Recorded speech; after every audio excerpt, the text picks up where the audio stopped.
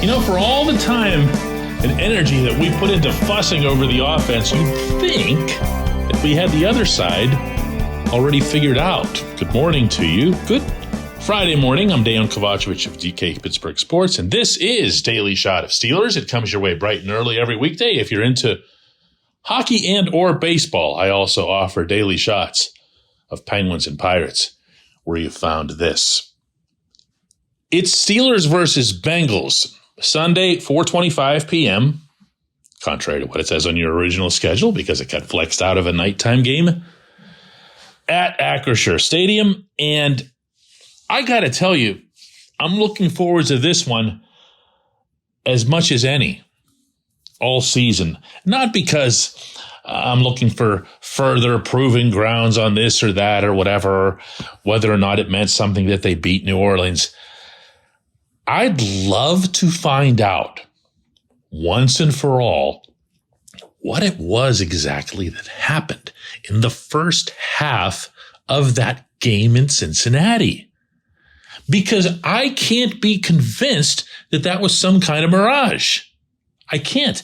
I can be convinced, and the Bengals have been talking about this all week in Cincinnati, by the way, that they weren't ready.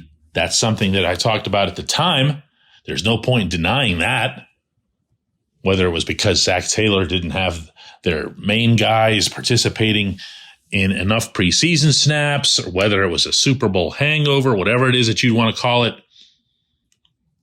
But I do know that what the Steelers did, their part of it, was real. There's no way that it wasn't. I also know that it wasn't all TJ Watt, which I think is something else that maybe occasionally I've convinced myself of, and I shouldn't have. TJ makes everything go with this team. I don't think that can be disputed. There are certainly more than enough numbers to support the concept. But everyone on that field was making a massive difference on the defensive side. And TJ wasn't even the Steelers' best player that day. Remember who it was? Right. It was Minkah. And actually, it was Minkah Fitzpatrick by a pretty broad mile, as I recall.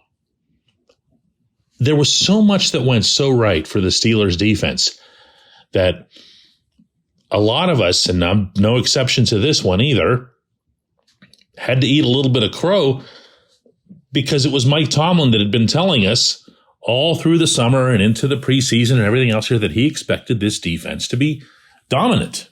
That was the term, dominant. That's not a small thing. That's not something that you blurt out just to get everybody pumped up or whatever. That's something that you say if you think that there's even a reasonable chance that it could be true.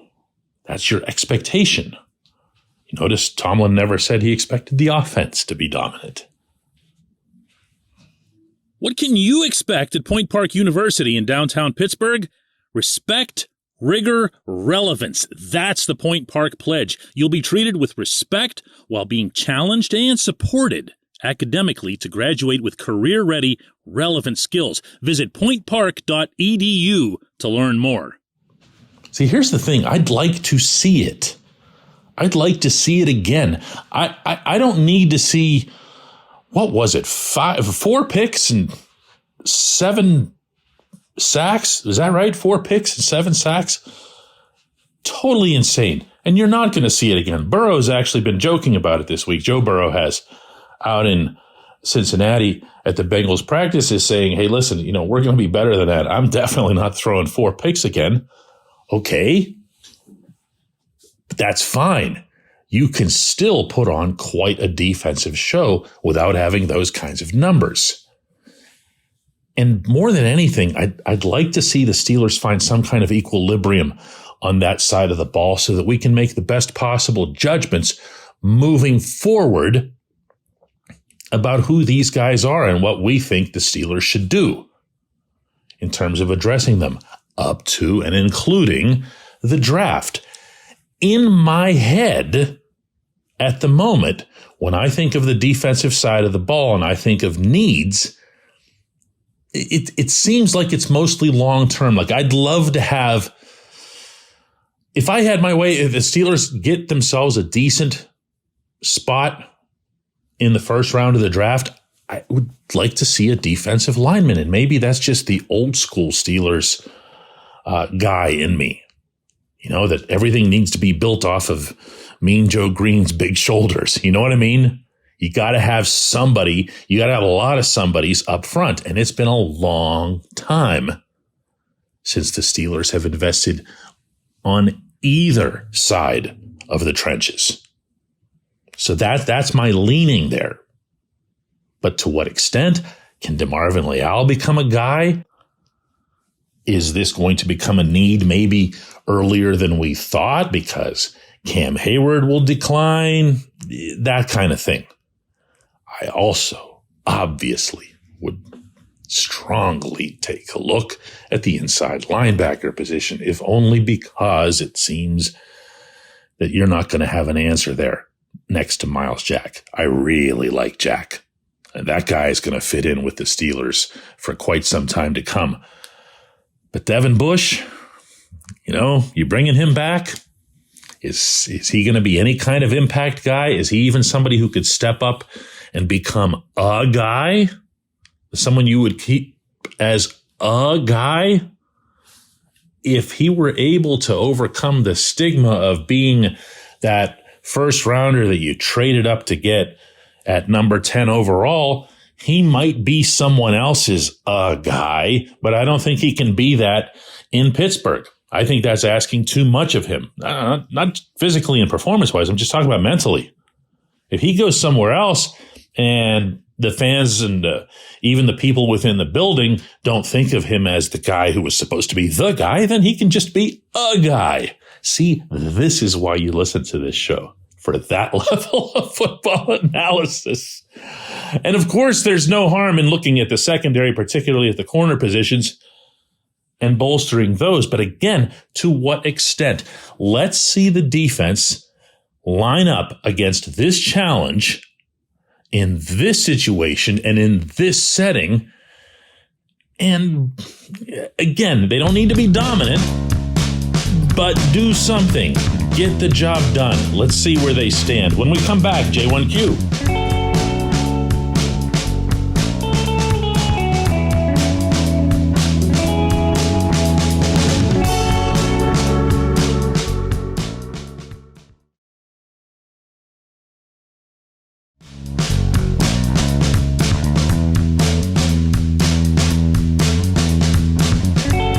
Welcome back. It's time for Just One Question, and that's brought to you always on this program by the personal injury law firm of Luxembourg, Garbett, Kelly, and George, LGKG. They represent people who are hurt in car accidents, who need assistance with workers' comp and medical malpractice claims.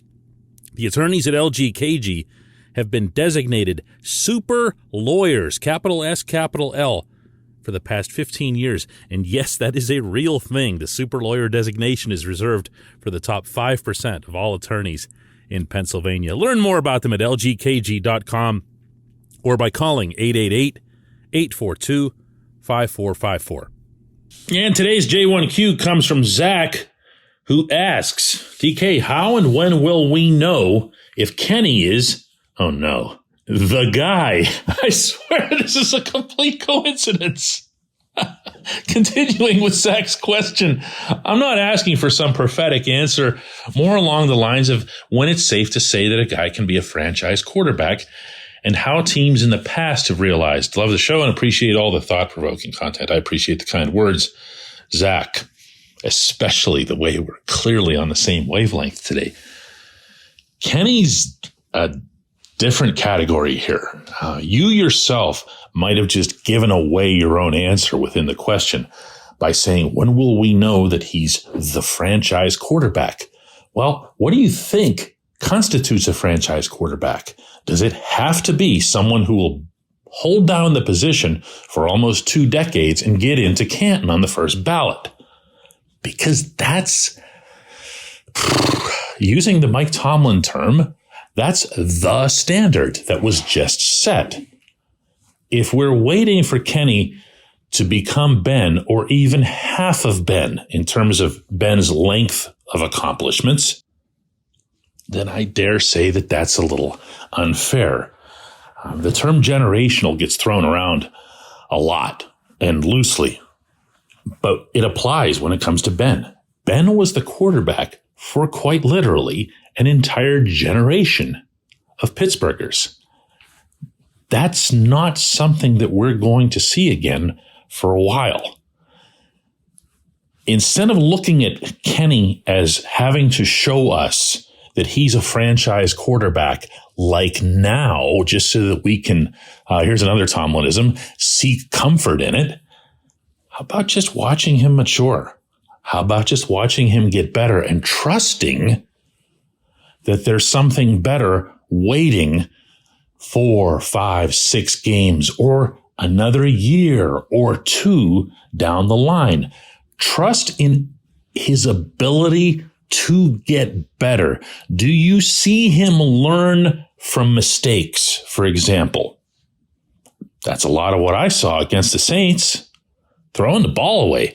There's a reason everybody in that stadium, meaning people employed by the Steelers, were citing that above and beyond everything else. Because to them, that was one of those steps up. He had a 0 in the interceptions column after having 8 through the first 4 games he played. That's a step. That's real. When you see him making good decisions as to when to run the ball, when you see him establishing a stronger sense of when to tuck and run versus what would just be plain old happy feet, when you see him making stronger reads of the other team's safety, this is a really, really, really smart kid. So don't just look at him by, oh, he threw that ball at so-and-so miles an hour, and Ben would have thrown it at this and this and this, meaning the long pass to Deontay Johnson that everyone seems to be enjoying picking apart as to whether or not it mattered what the trajectory or the spin was on the ball, as opposed to the fact that it arrived at its intended target and accounted for a very, very big play in that game. He is capable, eminently capable, of getting better based on what you've seen already is his trajectory from where he was when he was impressing everybody and he was the hero and he was the one you wanted to see in there, to now he's a better quarterback than he was a month ago. He'll be a better quarterback a month from now. He'll be a lot better a year from now. That's kind of what I'm getting at. It's not about show us some glimpses that you are that finished product somewhere underneath there so that we can believe in you.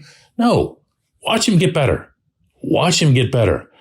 And if that doesn't convince you, go back and watch tape of Ben in his rookie year and the year after that and ask me if you see any difference between that quarterback and the one in 2009 that took the Steelers right down the field to beat the Cardinals. I appreciate the question. I appreciate everyone listening to Daily Shot of Steelers. We'll do another one of these on Monday.